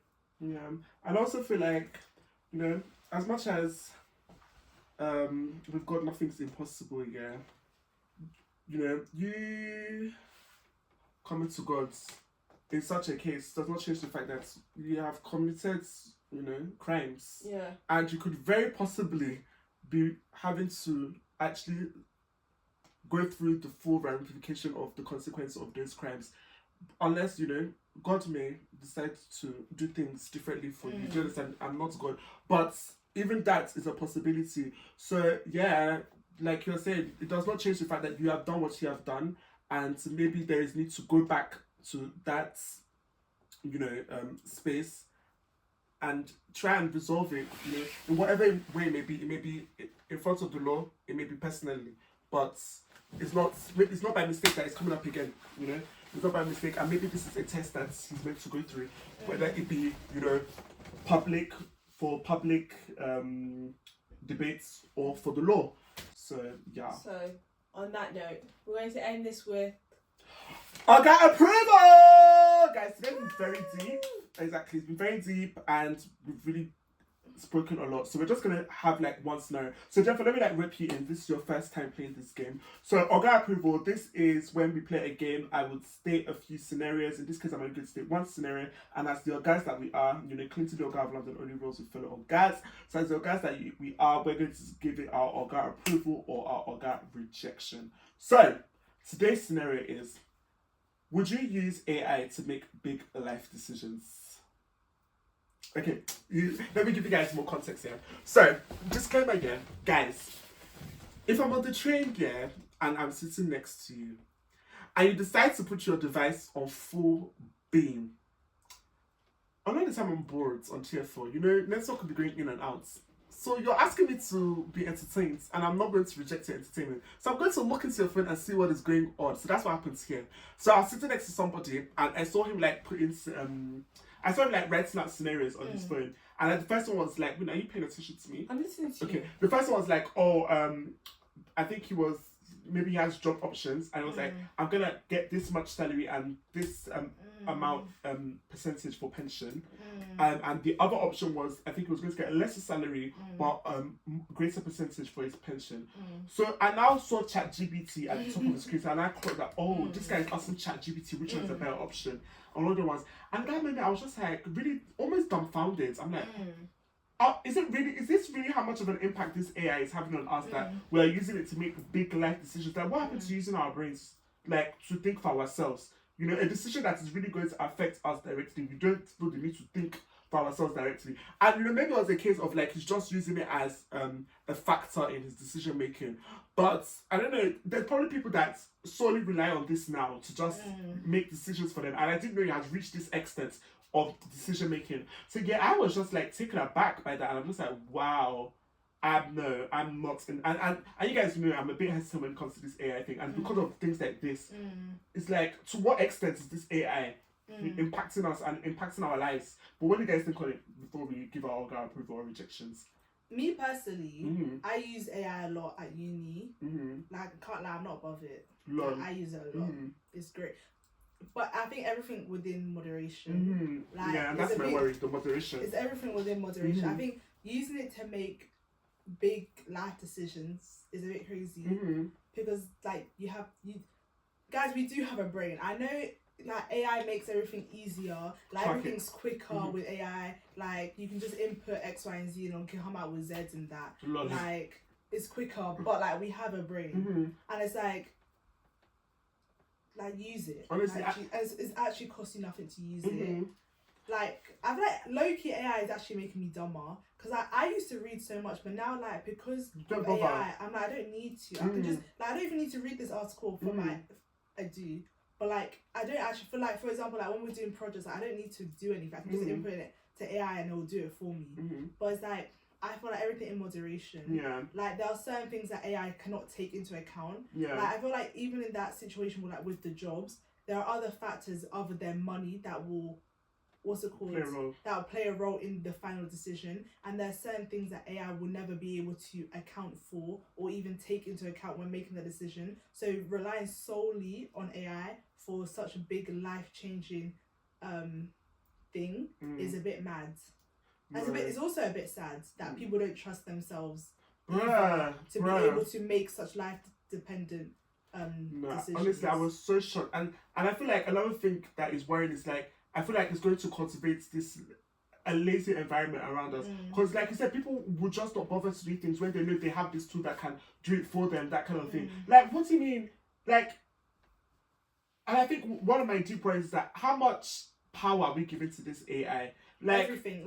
what exactly? Like, even sometimes I won't even be my friend. Like, Siri is always listening. Like, guys, if we don't use our brains, what is left in a human being? Like, do we actually do that? It's actually really now I'm even deep in it. Like, basically, we're actually literally handing over our brain to AI. I think that's what my worry is. And people that are using it to that extent and are, moving in that extent of reliance on it, I think that is my worry about it. It's like, you're literally handing over your brain to AI. And without your brain, what are you? You're a vegetable. Oh. So are we just be walking vegetables? Kim Jong-un, yeah. Wow! It's only now I'm having this epiphany. We're really asking to be walking vegetables with this AI. I think that's what my worry is. So, I think it just goes back to what you're saying, in moderation. I think, I'm worried about to what extent this AI is being utilized. Yeah, I really just think And I just feel that's like a worry. the thing is with humans is that we're so inherently lazy. Like, we will do anything to make life easier or do anything to make anything shorter. And I feel like we just need to get rid of AI. Like, we need to go back to basics, go back to textbooks, because we're over relying on AI. Like, guys, it doesn't make sense. Why are you asking ChatGPT, what should I have for breakfast? Like, what do you mean? You know what's in your fridge. Like, no, this is scary. Because that's the thing. People do use it for everything and anything. Like, even use it for a big life decision. I understand that more. But there are people that will be like, ChatGPT, what should I wear today? What do you mean? What do you mean? The way I see it, life is already difficult. It's already struggling. Why not use AI to make our lives a bit easier?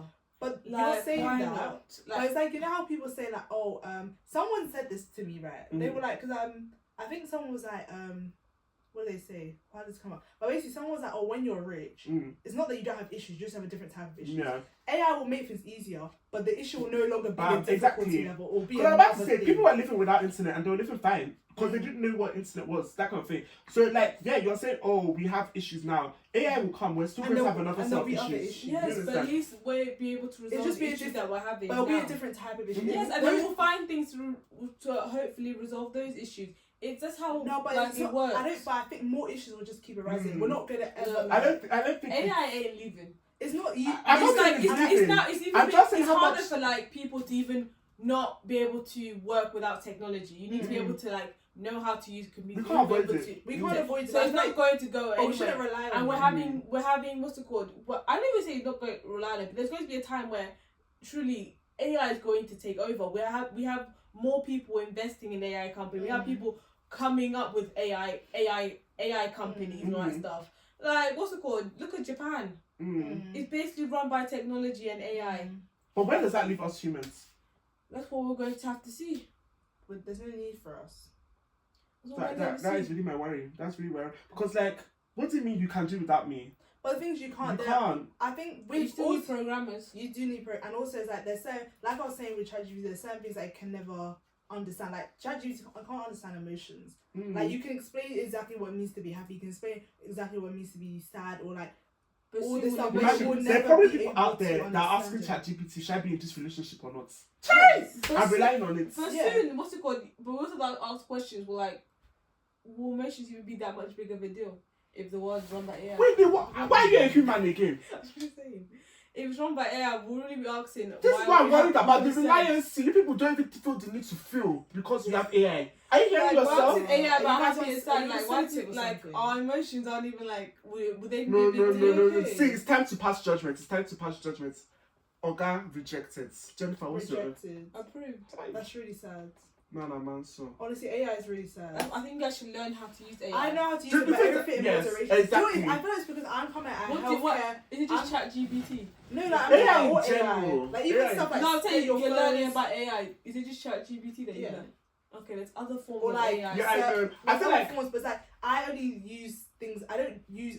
If I don't need to use it, I'm not gonna use it. I Yes, don't feel the need yes. to find Exactly. things to change. Like if I can do it with my own brain, I don't Yes, feel the and need that's where I'm to at find right someone now. to then And do that's it. why I'm Dude, not but using I AI. use But I've not ChatGPT to felt the help need for me, AI. not to replace. But other thing me. what's helped me is the fact that at university we had a whole module, like, you know, On AI. artificial intelligence, and how it was going to affect the legal system. So I think Mm. that's low-key So you kind feel of like you need to be prepared up me. to date with it? Yeah, Mm. that's prepared me. I'm like, we're still going to need programmers, we're still going to need coders. Like AI, like it's not No, gonna that's a be very specific skill set, and not everyone has those skill sets. Yeah, that's so a lot why of people some are people made are, redundant. or like what's it called? The government will open up the field for us to teach us how to become programmers. Because with more AI, you need more programmers. Mm. So what? Everybody's going to have to become a programmer. That's the only job that will be available. Well, so currently IT is like what's it called? IT, IT software has been a engineering growing field. is There's so, no that's argument the that. best. No, field. there was a time when it wasn't too much. No, but I feel like on since- IK's time, there was kind of like a struggle. Yeah, but I feel like since secondary school, people have been recognizing IT. Because that's when internet was really coming Yeah. up. Before, internet That's what I'm was still saying, new. and that's why like the government's now offering more free classes and programs on AI. What's it called, on IT skills. Like that's why we have more boot camps that are being promoted, because we're going to. I think they see that we're going to need more programmers or coders to be able to not just like help with AI, but also help the economy. I feel like there's no argument like when it comes to AI. Like we can't avoid it, and I think it most definitely has its advantages. I just think, like we have said, personally, it's something that I haven't started using, and I don't know when I will start using. Like Jennifer said, I probably will not start using. I'm in a mind frame of I don't need it right now. I've not felt the need to use it, so that's why I'm not using it. And that may change. There may be something that comes up that will require me to utilize AI. But yeah, I just feel like right now I'm just really worried with to what extent it's being utilized and how that is going to affect us as a society, as a species, in fact. So Would you just love what's it called, an AI robot that's in charge of the camera, also the lighting? Wouldn't that be great for you? Yeah. Yeah. But I'm thinking more from like a health. Guys, I love my degree, so I'm thinking of more of like it doesn't make sense for medicine to be fully An AI that can diagnose quicker. That would be great. Quicker. No, but it's like- medical conditions quicker. But that's the thing, like because AI can't understand. I don't think it's like That's what we have. because there's more factors to diagnosis than just like AI will never be able to replicate a human being. it can't. Well, Like, I know it's not gonna be able to Never. replicate a human being, but I can see it taking over, like, you know, certain sectors. Like, Yes, I'm already seeing yes. AI lawyers starting to come. We're starting to see it. 'Cause I remember one guy in Scary. America tried to use an AI lawyer to represent him, Scary. that's really. and the judge was like confused. He wasn't even like, because there was no legal Law against it. what's it called, statute that said whether this was allowed or not. So it was confusing for him. Eventually, the judge was like, "Can you please get a human one?" But I can see in the future we having those AI lawyers. I can see in the future AI being used to, like, what's it called, not treat a person, but be able to diagnose someone health condition and all that stuff. Like, you don't know how far this AI can take you. No, that's There's my obvi- worry. My thing is That was obviously my worry, there's how far obviously it's a going. place for AI, but Yes. I think We need to find the right place. We need to find the right place. And I I would think say an everything in AI moderation. pastor. I would say an AI pastor. Or priest, you know? I think for good reason. Yeah. I said, I I don't don't- see that, so I can't imagine how God can speak to a robot. No, you just like read the Bible, if anything. Or just On that note, I think that's the perfect note to end this episode. One episode it has been, guys. It's been very eventful in front of the cameras, behind the We cameras. have lost lights. But guys, this gen cannot carry the lights. guys, Our we're in the set UK. has- Guys, send us More than money once. so we can pay NEPA. GoFundMe account. See, Pop with off. all of that being said, what you need to do is hit that subscribe button, okay? Hit those likes, drop comments, share, okay? And Comment down donate to churches the in North GoFund. London. We don't And have one of donate the those. GoFundMe. We don't have one of those. Puff We don't have one of and those. tea. We don't Comment have one of churches in those. North London. But with that, we'd like to say thank you, Jennifer, for coming on to our podcast. You're always welcome here. You're probably going to see her again We hope because to see you on Towie. God's who will. knows? You will catch us on House of the Ogas coming soon. And Some with of that, Some of us. all of us. And with that, Puff and Tea, we're out. Bye, guys. Bye.